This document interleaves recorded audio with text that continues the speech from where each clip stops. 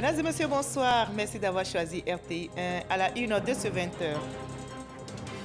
De nouveaux ministres-gouverneurs ont été nommés ce vendredi. Le décret de leur nomination signé par le président de la République, Alassane Ouattara, a été publié aujourd'hui. Le nombre de districts autonomes passe de 2 à 14. Le ministre secrétaire général de la présidence, Abdrahmane Cissé, dévoile la liste dans ce 20h. Le Premier ministre Patrick Hachi rend visite au nouveau président du COSIM, Cheikh Aïma Ousmane Diakité. Le successeur de l'imam Mamadou Traoré a été officiellement investi président du Conseil supérieur des imams, des mosquées et des affaires islamiques de Côte d'Ivoire le 12 juin dernier. Le dossier VDC de ce 20h porte sur le Hajj 2021. Le pèlerinage musulman sera limité à 60 000 résidents sur le territoire saoudien à cause du Covid-19. Les 10 000 candidats ivoiriens sont désemparés après un premier échec l'année dernière dû au coronavirus. Les opérateurs économiques aussi, mais on garde l'espoir et on s'en remet à Dieu. Le groupe djihadiste Boko Haram confirme la mort de son leader historique, Aboubakar Shekau. Il a perdu la vie lors de combats avec le groupe rival État islamique en Afrique de l'Ouest. L'annonce a été faite par Saraba, le nouveau chef présumé de Boko Haram, dans une vidéo. Et cette annonce vient confirmer les rumeurs donnant Shekau pour mort depuis le mois de mai. Et soyez les bienvenus sur RTI1. Le président Alassane Ouattara a signé ce vendredi un décret de nomination des ministres-gouverneurs.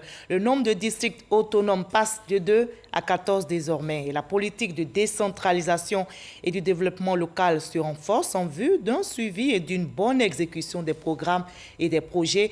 Le ministre secrétaire général de la présidence, Abdrahmane Cissé, dévoile maintenant la liste des districts autonomes et des ministres-gouverneurs. Nous l'écoutons.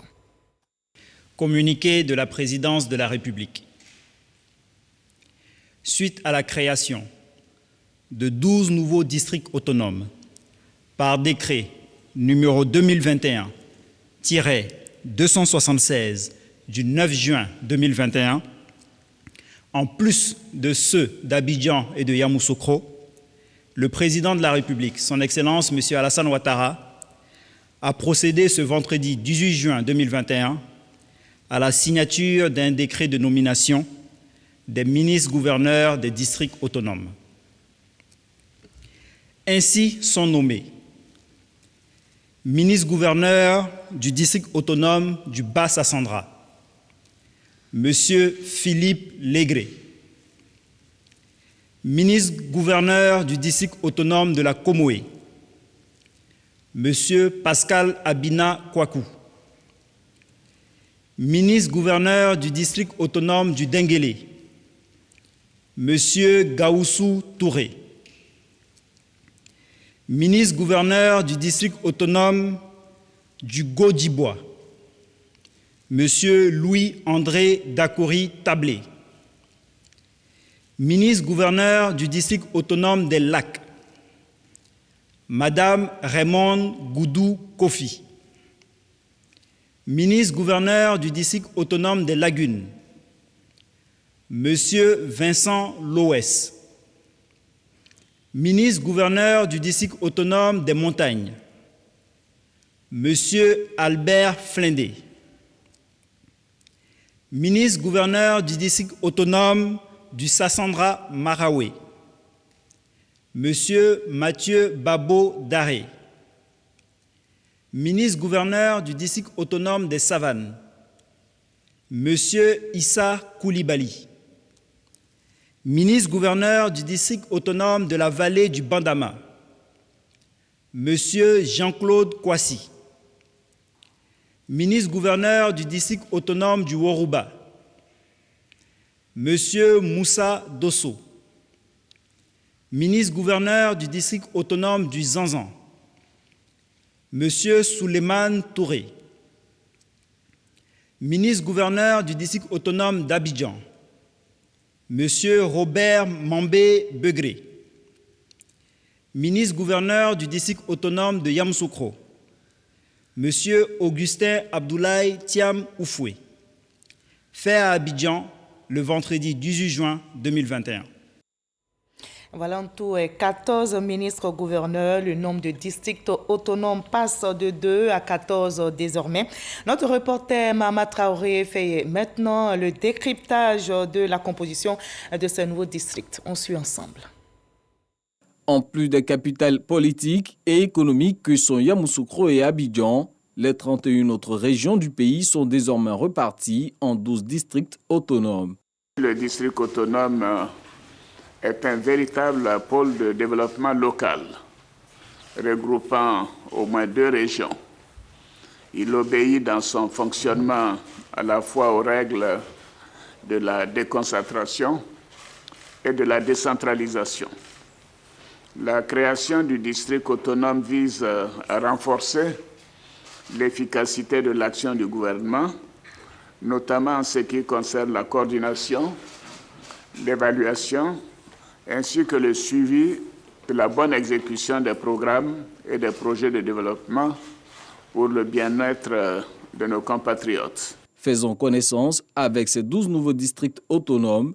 Celui d'Idelac aura pour chef-lieu la ville de Dembokro et sera constitué des régions du Nzi, du Ifou, du Bélier et du Moronou. Toujours au centre du pays, retrouvons le district autonome de la vallée du Bandama et son chef-lieu Boaké. Ce district cumule les régions de Gbeke et du Hambol. Le district autonome de la Komoé regroupe les régions de l'Indéné-du-Ablin et du Sud Komoé avec pour chef-lieu Abengourou. Le nord du pays est désormais subdivisé en 3 districts autonomes, celui des Savanes, du Denguélé et du Woroba. Celui des Savanes est composé des régions du Poro, de la Bagoué et du Tchologo.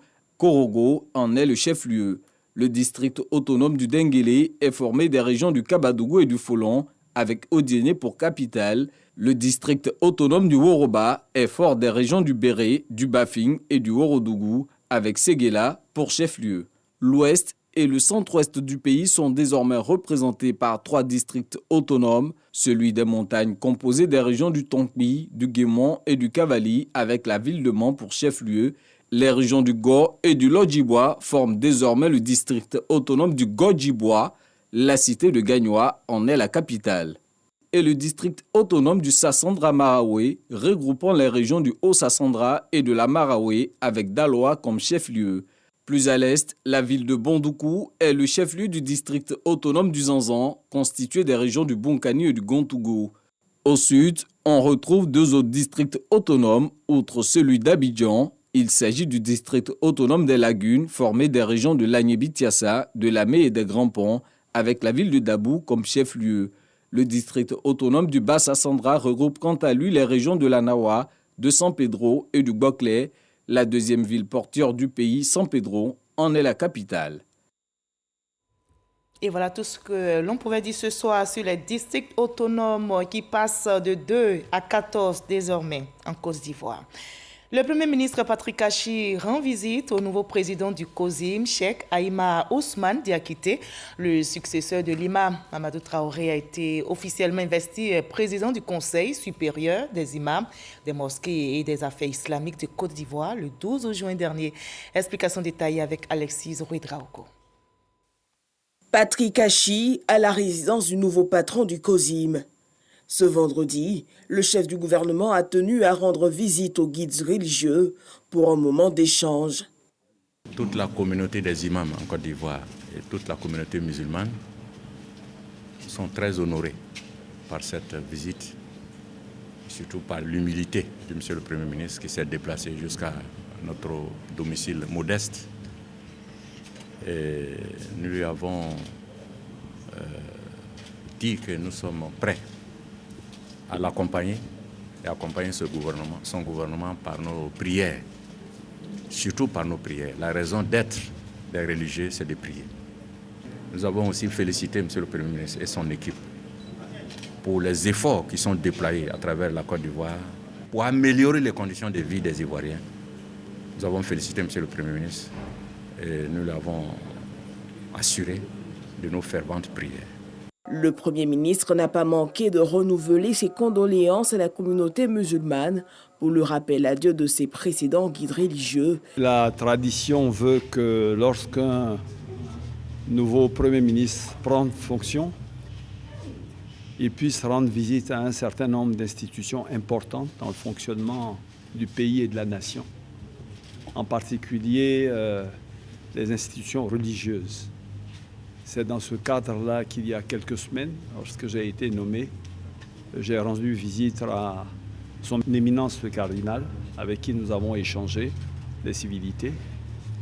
Et j'ai joint également par la suite le cheikh Ousmane Diakité pour que nous puissions donc nous voir et que je lui fasse mes visites de civilité et de courtoisie. Je lui ai dit toutes mes félicitations pour avoir été choisi. Le connaissant déjà auparavant, j'ai été rassuré parce que ses qualités humaines, sa sagesse, son calme, sa discrétion, son ouverture d'esprit m'ont rassuré sur le fait que nous étions le pays, mais également la communauté musulmane en de bonnes mains. J'ai également traduit au cheikh les félicitations que le président avait déjà faites, mais également tous les sentiments de gratitude pour les nombreuses prières qu'ils font, non seulement pour son Excellence le Président de la République, mais également pour la Côte d'Ivoire tout entière. C'est le samedi dernier que le cheikh Alaïmaï Ousmane Diakité a été investi nouveau président du COSIM. Et les prières accompagnent également le ministère de l'Éducation nationale et de l'alphabétisation qui réfléchit à une stratégie nationale d'intégration des enfants et des structures islamiques dans le système éducatif formel. 330 000 enfants sont ciblés. La ministre Mariatou Kone vient de présider justement une réunion pour la mise en œuvre de ce programme d'intégration. Le financement de cette stratégie est estimé à plus de 31 milliards de francs CFA, nous rapporte Walter Amadou Ouattara. Asma Aka fait partie des 1 600 000 enfants du pays en âge d'aller à l'école, mais qui demeurent hors du système scolaire formel. Elle lit ici un plaidoyer pour intégrer l'école conventionnelle. À quand la reconnaissance de nos écoles et qui nous font sans ambiguïté pour être des citoyens utiles à notre religion et à notre nation. Tenue à Abidjan au Plateau, cette rencontre, pilotée par l'UNICEF et l'Union européenne, se penche sur la préoccupation de la jeune Asma. À travers la stratégie nationale d'intégration des enfants, des structures islamiques d'éducation dans le système éducatif formel. Des présentations ont permis de mettre en lumière l'état des lieux et le besoin en financement de ce programme qui cible l'intégration de 300 000 enfants à l'école conventionnelle. C'est pourquoi j'en appelle à la communauté des bailleurs et des partenaires techniques et financiers pour mobiliser les ressources nécessaires. On parle des milliers d'écoles, on parle de réintégration des enfants à l'échelle des millions, donc c'est énorme. Et ça coûte plus que 31 milliards francs CFA. Le représentant du président du COSIM a affirmé l'adhésion du Conseil supérieur des imams, des mosquées et des affaires islamiques à cette stratégie nationale d'intégration des enfants des structures islamiques dans le système éducatif formel. Mariatou Kone, ministre de l'Éducation nationale et de l'alphabétisation, insiste sur l'offre équitable de l'instruction. Je voudrais lancer un appel à la communauté musulmane et aux guides religieux musulmans. Aidez-nous à vous aider. Aidez-nous à vous aider pour l'intégration des structures islamiques dans le système formel d'éducation au nom de l'équité et au nom de la politique d'inclusion du président de la République, son Excellence Alassane Ouattara. En Côte d'Ivoire, 3000 écoles islamiques sont classées non reconnues par l'État. Et on en arrive à notre dossier VDC de ce 20 qui porte aujourd'hui sur le Hajj 2021. Le pèlerinage musulman aura lieu cette année, sauf qu'il sera limité à 60 000 résidents sur le territoire saoudien à cause du Covid-19. Comme les autres pays, la Côte d'Ivoire est affectée par cette décision. Les 10 000 candidats ivoiriens sont désemparés après un premier échec l'année dernière dû, vous le savez très bien, au coronavirus.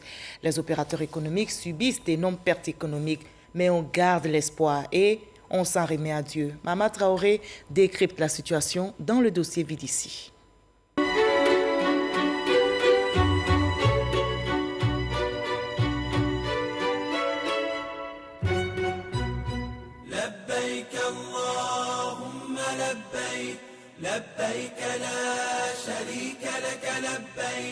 Tout était prévu pour que le premier vol transportant les candidats ivoiriens au pèlerinage musulman décolle d'Abidjan pour l'Arabie Saoudite le 25 juin prochain.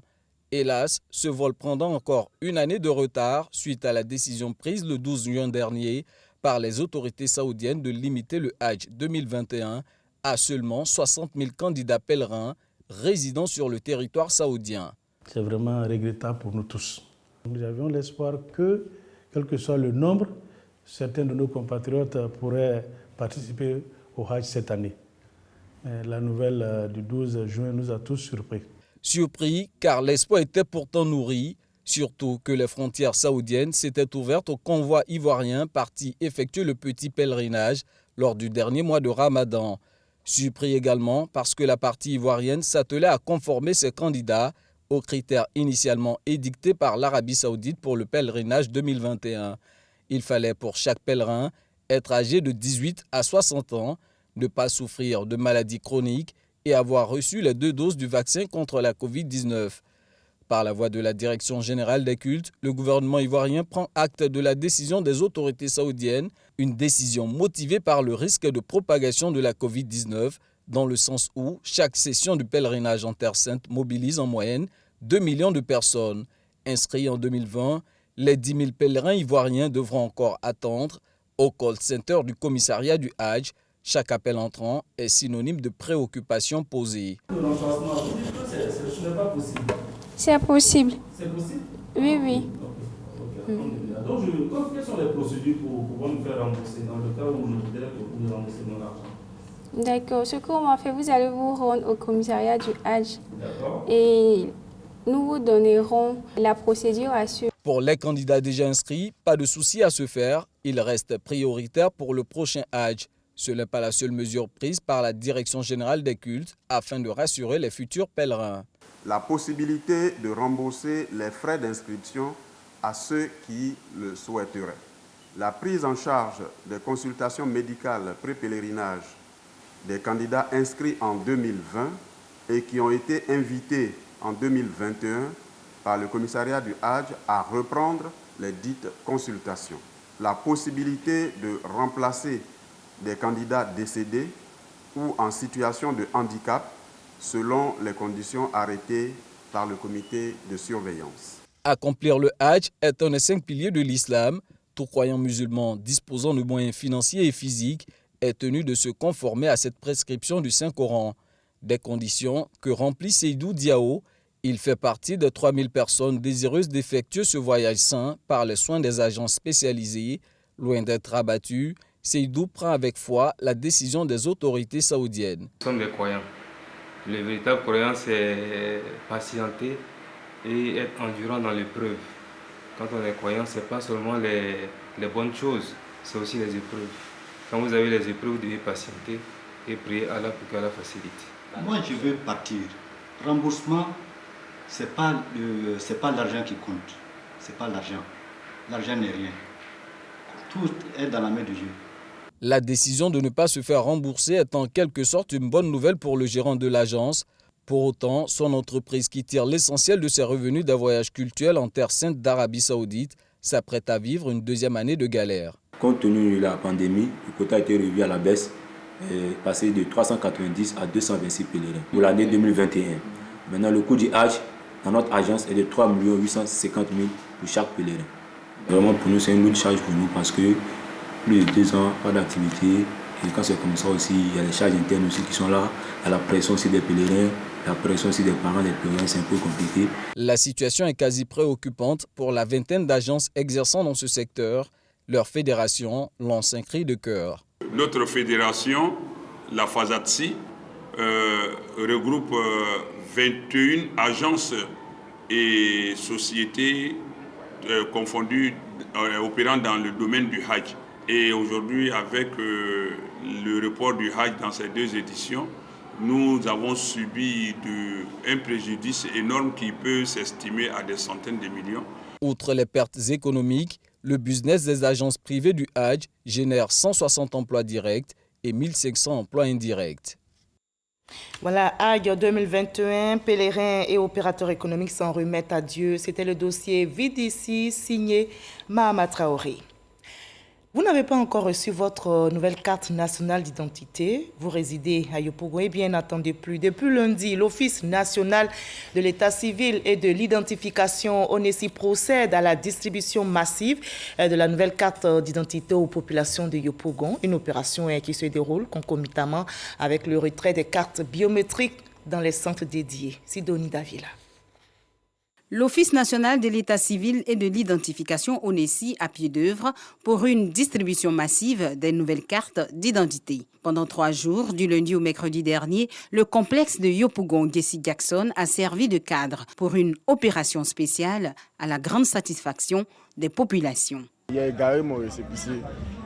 Donc il me suis dit que ce n'était pas possible de retirer aujourd'hui. Mais je suis venu, ça a été facile pour moi de retirer. Ils m'ont demandé ma pièce d'identité. Ça me rend heureux. Ça fait 11 ans que je cours derrière la carte.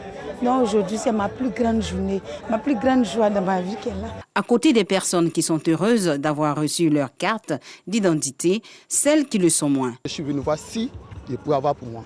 Ils n'ont pas pu retrouver. Hier, j'étais là, ce matin, je suis là, ils ont cherché, ils n'ont pas pu retrouver, puisque je n'ai pas reçu de messages. Au cours de cette opération massive de distribution des cartes d'identité, un traitement de faveur est fait aux malades et aux femmes mariées. Oui, ça me fait plaisir, surtout que j'ai déposé. On m'a appelé pour me remettre ma carte. Je suis là depuis 8 heures. J'étais non seulement dans l'autre rang là-bas, on m'a dit que les épouses sont de l'autre côté ici. Je suis venue depuis... Je suis là jusqu'à 11h, il est presque midi. Pourtant, je n'ai pas fait la cuisine pour mes enfants. Je suis venue depuis 7h. Il n'y a pas de suite, on ne nous dit rien, on dit on ne voit pas. L'opération était dédiée seulement à ceux qui recevaient des SMS. Bon, les choses faisant, d'autres épouses se sont présentées à nous sans avoir reçu de message. On leur a fait comprendre que c'était seulement ceux qui étaient concernés par les SMS. Elles ont voulu patienter, on leur a fait comprendre, mais elles n'ont pas voulu partir. Donc voilà. C'est seulement elles qui ne sont pas satisfaites, je dirais. Selon le premier responsable de l'ONESI, Yopougon est la première étape d'une longue série de distribution massive de la carte d'identité. Ici, ça nous donne l'occasion de venir en renfort à cette distribution qui s'effectue dans nos centres afin de pouvoir satisfaire le maximum de populations en un temps record. Nous constatons un engouement des populations pour le retrait des cartes, ce qui est d'ailleurs très satisfaisant. Nous allons démultiplier ce type d'opération sur tout le territoire national. Au cours de cette phase pilote, plus de 4000 cartes ont été retirées dans la plus grande commune d'Abidjan. Et nous partons maintenant pour Yamoussoukro, où les experts de l'Union économique et monétaire ouest-africaine, UEMOA, du Mali, du Burkina Faso et de notre pays sont en réunion. Ils évaluent dans le cadre du programme économique et régional FAIR le projet d'autoroute Yamoussoukro-Ouagadougou et d'aménagement du corridor Abidjan-Ouagadougou-Bamako. Jean-Jacques Kwame. 1200 milliards de francs CFA, c'est le coût de l'autoroute Yamoussoukro-Ouagadougou. À cela, il faut ajouter l'aménagement des corridors Abidjan-Ouagadougou-Bamako.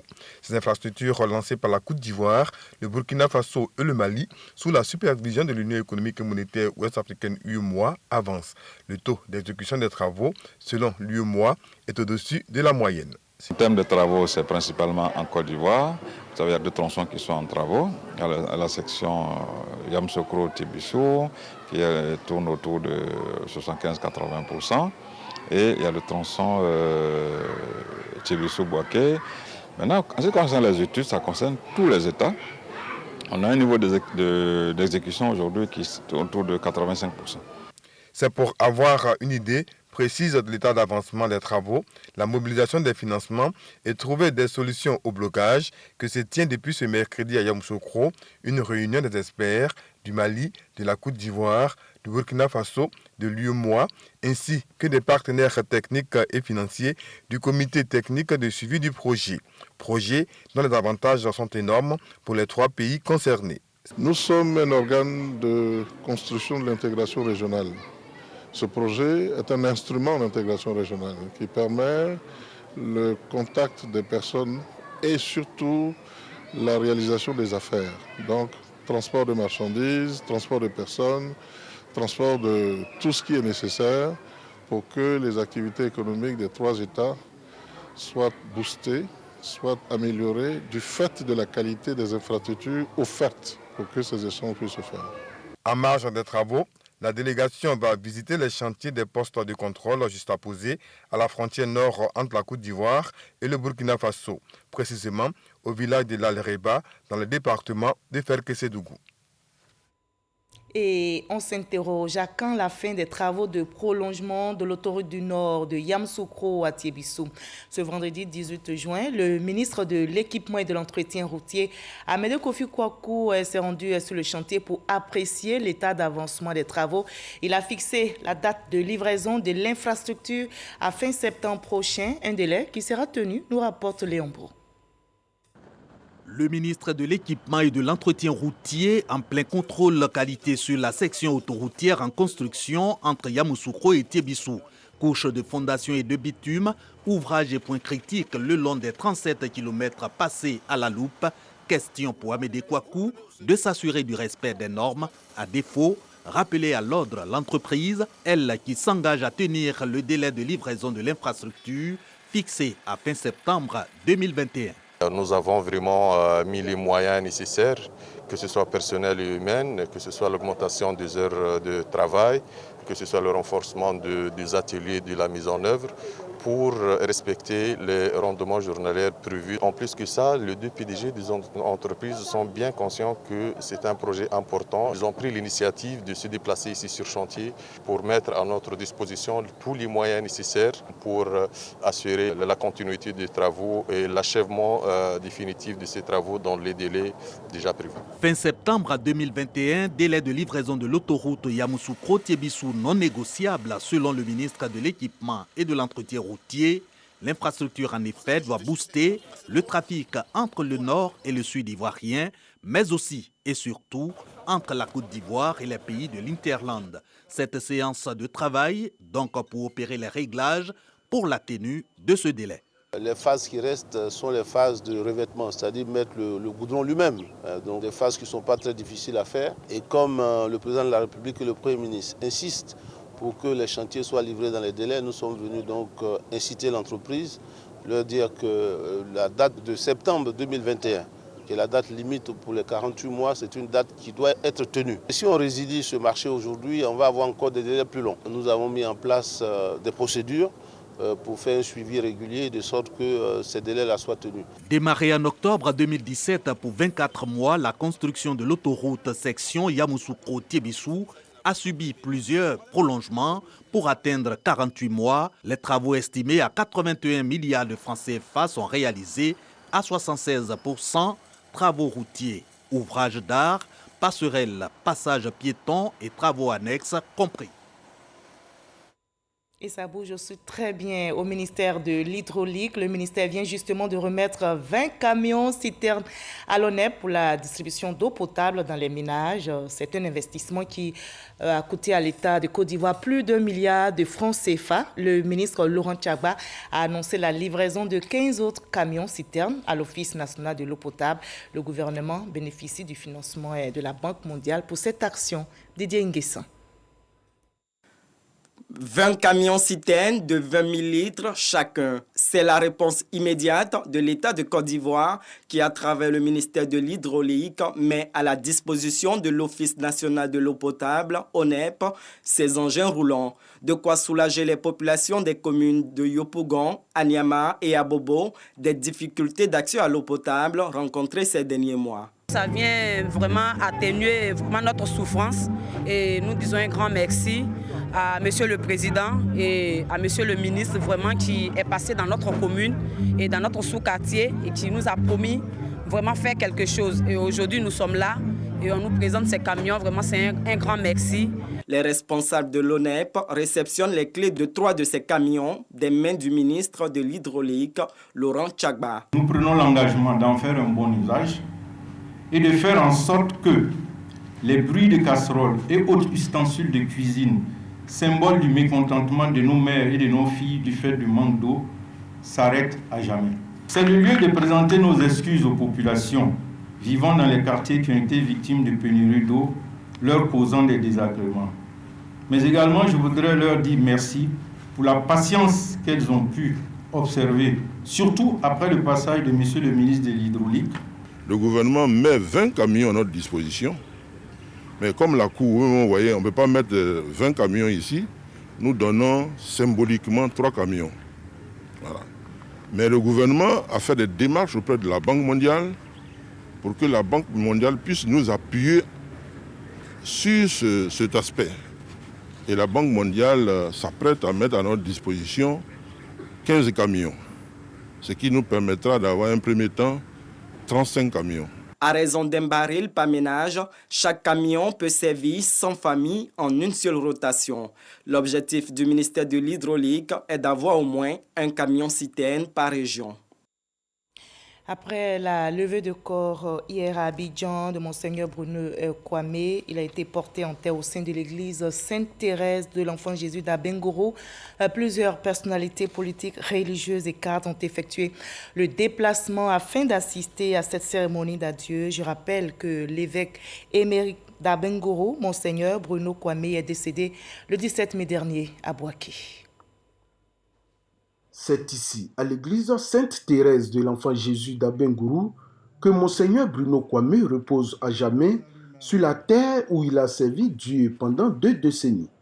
Moment de prière et de recueillement, la communauté religieuse catholique a adressé des prières au Saint-Père afin qu'il l'accueille dans son paradis céleste. C'est un baobab de la foi qui est couché. Il a tant apporté, non seulement à l'église du diocèse d'Abengoro, mais à l'église de Côte d'Ivoire. C'est un homme passionné de Dieu et passionné des hommes. Pour cette ultime séparation, parents, collègues, amis et connaissances ont effectué nombreux le déplacement, parmi lesquels le cardinal Jean-Pierre Coutois, archevêque d'Abidjan, le nonce apostolique en Côte d'Ivoire, Monseigneur Paolo Borgia, l'ex-première dame Henriette Konan-Bédié, le gouverneur du district d'Abidjan et bien d'autres personnalités. Nous sommes tristes, mais même s'il a âgé, parce que c'est un grand prêtre que j'ai connu moi-même, je suis marié à Benguirou, dont il a été évêque ici. Donc c'est la tristesse, mais c'est avec joie que je viens d'assister à cette messe. Et il le méritait, parce que ça a été un grand prêtre, quelqu'un de très généreux. Je l'ai connu, je dois vous dire que c'était un monsieur agréable à vivre. C'est ce que je retiens de lui. Que je connais depuis mon adolescence, était vraiment un homme de foi, de paix, d'amour. Né le 16 décembre 1927 à Anoumaba dans le département de Mbato, Monseigneur Bruno Kwame a été ordonné prêtre de Jésus-Christ le 8 juillet 1956 à Ouida au Bénin. Et c'était le reportage d'Herman Niamien. On retrouve toujours les manches au plan sanitaire contre la pandémie de Covid-19 qui sévit dans le monde. Voyons les chiffres du jour en Côte d'Ivoire.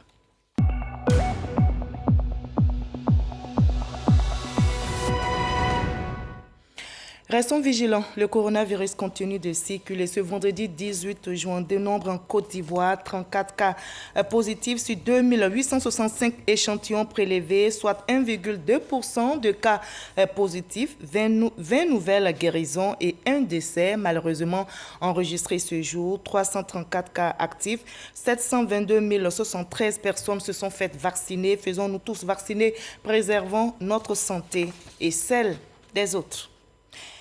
Le groupe djihadiste Boko Haram confirme la mort de son leader historique, Aboubakar Shekau. Il a perdu la vie lors de combats avec le groupe rival État islamique en Afrique de l'Ouest. L'annonce a été faite par Bakoura Modou Di Sahaba, le nouveau chef présumé de Boko Haram, dans une vidéo. Cette annonce vient confirmer ainsi les rumeurs donnant Shekau pour mort depuis le mois de mai. Le groupe État islamique en Afrique de l'Ouest est né en 2016 d'une scission avec Boko Haram, auquel il reproche notamment des meurtres de civils. Ce groupe multiplie les attaques contre l'armée nigériane dans le nord-est du pays. Vous l'avez très bien compris, ce journal est terminé. Merci de l'avoir suivi. Il a été supervisé par Hervé Blé, réalisé par Mariette Alangba. Merci à toute l'équipe technique, surtout à vous de continuer à nous suivre à travers le monde. Très belle soirée. À 23h, vous avez rendez-vous avec Abdoulaye Koné. Prenez soin de vous.